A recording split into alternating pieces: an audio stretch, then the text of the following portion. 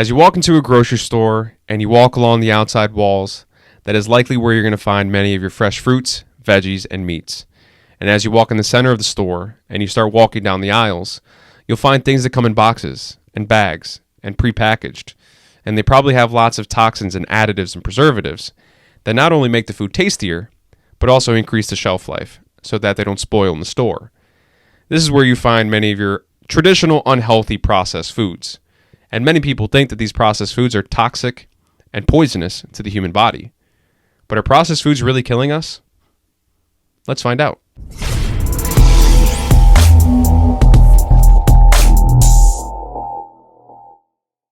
Welcome to episode number 51 of the Made to Excel Fitness podcast.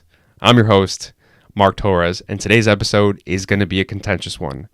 The topic of processed foods is very divisive in the fitness community, and depending on your thoughts on it prior to this episode, you might strongly agree or disagree with the contents of this episode today, but hopefully you come out of it with some new information, because I don't think there's any right or wrong here. I think one side might speak more to you than the other side, but hopefully you kind of have enough information to make your own opinion at the end of the show.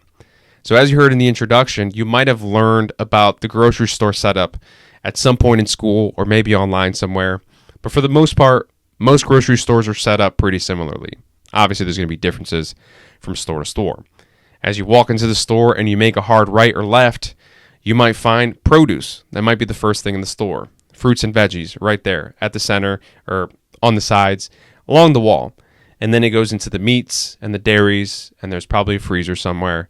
If I'm thinking about my local Wegmans here, right as you walk into the door, it's directly ahead of you. That's the produce section. That's where the fruits and veggies are. It's not necessarily around that outside wall, because if you've ever been in a Wegmans, you know that the outside wall is prepared foods, and there's a sub shop and the pizza shop and even a bakery in some of them. So the outside wall is not a tried and true steadfast rule for everything. Not everything you see along the outside wall is going to be healthy. But for the most part, produce is right there, and then you get to the meat in the back, and then the dairy and the freezer. But in the back left corner of this particular Wegmans is the beer shop. So obviously not everything along that outside wall is going to be healthy. So I think, for the most part, if you stayed along that outside wall and you did all your shopping on that outside wall, you would definitely leave the store with much healthier foods in your cart than if you went down the center. Because down the center, in the aisles, that's where you're going to find things like your chips and your cookies and your more processed foods. And now you may be vague on what the idea and what the premise of a processed food is. And I think a really good rule of thumb to think about is think about when cavemen roamed the earth. If cavemen had access to foods, they were probably pretty natural. So as you go into the grocery store and you're looking at fruits and veggies, these are things that cavemen probably had. Some nuts, some seeds, and anything they could possibly hunt. So when it comes to protein, pretty much every meat was accessible to a caveman. But obviously cavemen weren't walking around and just stumbled across a field of Twinkies. Twinkies are obviously a processed food, so anything that a caveman didn't have access to is probably pretty processed. Pretty good rule of thumb as you're walking through the grocery store to kind of pick and choose the foods that you try to buy, whether they're processed or unprocessed.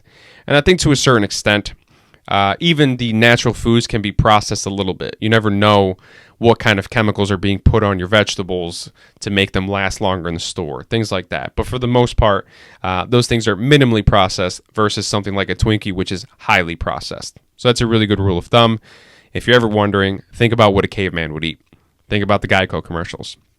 So as we kind of start to dissect the processed food debate, there's really two distinct camps here. So there's people that believe in a holistic diet, and there's people that believe in a flexible diet.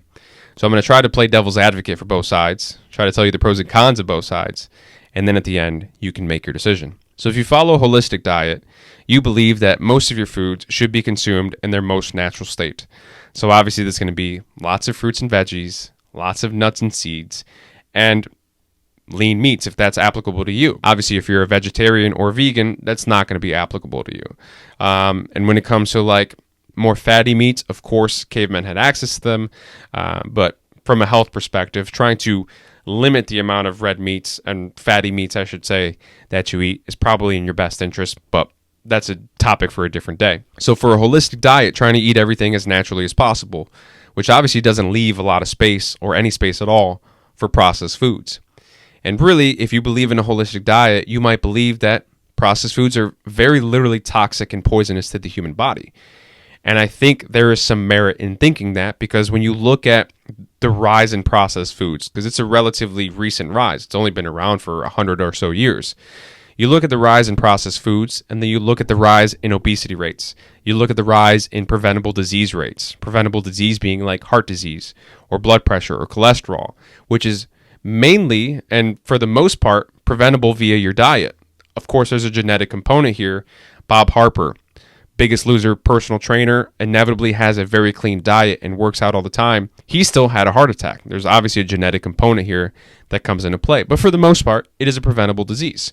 So as obesity and preventable disease rates increase, so does the rise of processed foods. So it's very easy and very logical to make the jump that A plus B obviously equals C.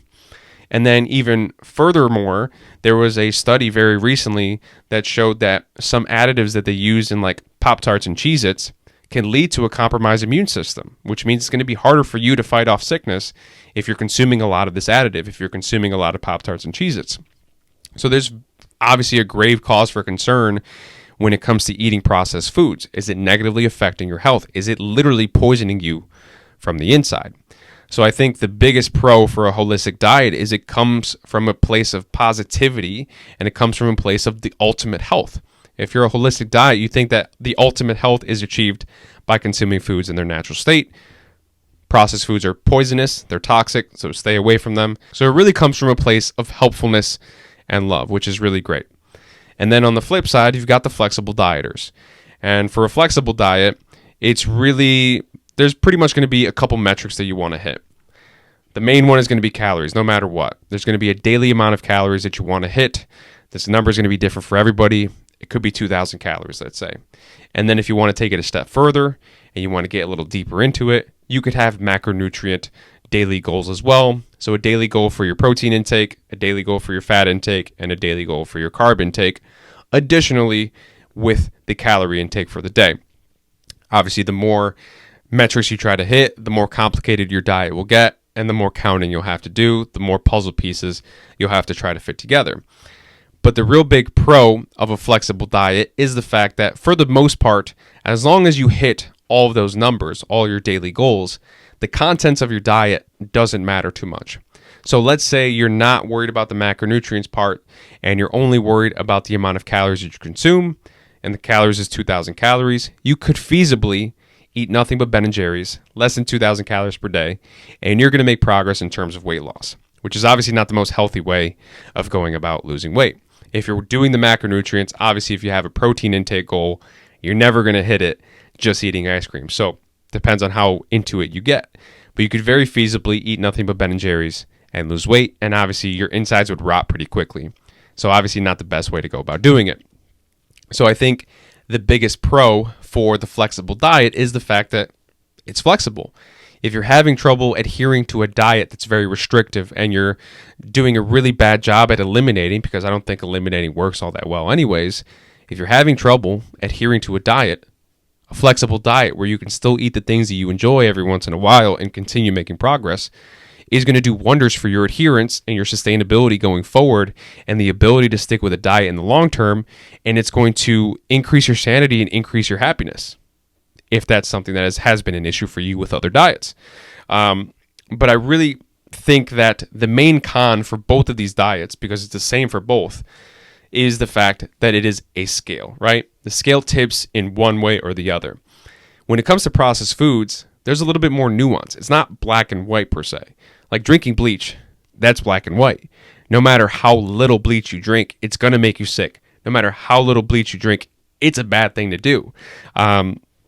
Obviously, drinking a teaspoon of bleach versus drinking a gallon of bleach are going to have very different effects on you. One will probably kill you. One will make you sick. Then, either way, it's still bad, right? But the effects of it are obviously different. When it comes to processed foods, you don't really run into that particular scenario. If you are a person who lives to be 100 years old and you've only eaten processed food once in your life, on your 56th birthday, you were morbidly curious as to what a Snickers bar tastes like. Don't know why Snickers, but here we are. And you live 44 years after that, right? You had a Snickers bar on your 56th birthday. It was great. You never did it again. Was that Snickers bar a downturn in your health? Did it negatively affect your health in that moment? Probably not. Probably wasn't the cause of your death at 100 years old. So in that particular scenario, the processed food, not toxic, not poisonous, like a sip of bleach would be. So what is the point, right? What is the point? What is the tipping point of that scale? How much processed food could your body handle before it actually starts negatively affecting your health? Is it once every 50 years? Once every 20 years? 10 years? 5 years? Is it once a year? Once every 6 months? Once a month? Once a week? Once a day? What's the point? At what point does the scale tip in one way or the other? Nobody knows what the answer is because the answer doesn't exist. It's going to be different for everybody. When you use the example of the Snickers, obviously it's a sugary treat. So somebody who's a diabetic and can't handle sugar very well, their body doesn't do well processing it, they're going to be able to handle a lot less Snickers bars in their life before it negatively affects them from the health standpoint than somebody whose body processes sugar pretty well and pretty efficiently. It's going to be different for everybody. So when it comes to finding that tipping point of the scale, it's kind of like a good example is the city of Chernobyl. High radiation levels. There's probably a point far enough from the city where you're probably safe, but you're kind of towing that line. You're probably not going to get radiation sickness. You're probably not in any real danger, but why even bother being that close? Pick a point far enough away that there's not even a thought in your mind that you're in danger, right? Same thing happens here. If you can decrease the amount of processed food that you're eating, that there's absolutely no chance that it can negatively affect your health, why not do it, right? But we don't know what that line is, right? So being super sure is obviously going to be your best bet. So when it comes to if you eat processed food once a year, you're probably pretty okay. And I'm not a doctor. This is not medical advice, so please don't take it as such. I'm not smart enough to be a doctor, but you kind of get the gist of it, right? One processed food a year, probably nothing to worry about. Even one processed food a week, probably nothing to worry about.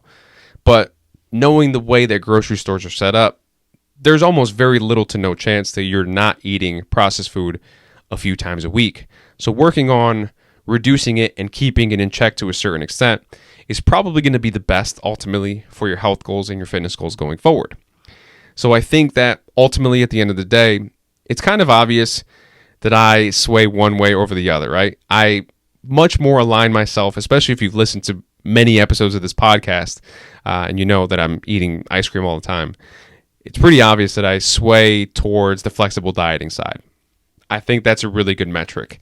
But you might listen to this and say, man, holistic diet sounds pretty good. Holistic diet sounds like exactly what the doctor ordered. And I think the biggest part here, the biggest problem here, I would say, is the fact that these are two different opposing sides. And every opposing side has its extremist. And once you start to deal with extremes, things can get a little kind of sketchy, right? So from a holistic standpoint, a holistic extremist might say you absolutely cannot have any processed foods in your entire life or it'll kill you. Which obviously, you know, if you live 100 years and you only eat processed food once, that processed food probably didn't kill you. From the flexible dieting viewpoint, that's kind of the biggest indictment of that diet style is the fact that when people listen to that and when people think about the flexible diet, people think that you are encouraging them to eat like shit. And I think that most people in the flexible dieting community will agree that the majority of your diet should be made up of natural whole foods, fruits, veggies, and lean meats. And every once in a while, if you want to have a sweet treat and things you enjoy, and it'll still fall within your flexible diet, it'll still fall within the metrics that you set yourself for that particular day, there's no harm, no foul. You're still going to make progress. You're still going to get healthier. You're still going to lose or gain weight, build muscle, whatever your particular goal is at the moment. You're still going to make progress. But people think the holistic diet is like all or nothing. The flexible diet is all or nothing. When you deal with extremes, it's typically not the answer. The answer is probably always somewhere in the middle. Like I said, there's a scale. We don't know where that scale tips. Nobody knows where the scale tips. I don't think you should try to find out where that scale tips. Stay far away from it. Just know that there is a little bit of leeway. It's not all or nothing. Nothing is ever all or nothing, except for drinking bleach. Don't drink bleach. It's not a good idea. But really, at the end of the day, it's your decision to make. If you align yourself with the holistic ideas and that sounds like it's good for you, by all means, be a holistic dieter. It's great. It's a great decision. If the flexible diet makes sense to you and you've struggled with other diets in the past, by all means, be a flexible dieter. Whatever works best for your lifestyle is ultimately what's going to be best for your fitness progress and your health and your sanity going forward. Hopefully that made a lot of sense. Processed foods, probably not killing you unless you're overdoing it. If you're eating processed foods all the time, if you do nothing but eat Snickers or Ben & Jerry's or pizza or Twinkies or frogs like Baby Yoda does. Actually, I don't know if frogs are not processed. Probably not good though, but if you're not overdoing it, it's probably not killing you. The answer probably almost always lies in the middle. Hopefully you enjoyed the show. I'll see you guys in the next one. Peace out. What's up, Mark? How you doing, man? Hunter Henry, LA Charger tight end. Best big time shout out to your fitness podcast, the Made to Excel Fitness podcast. So super cool, man. Got a lot going on. Bolt ganger, don't bang.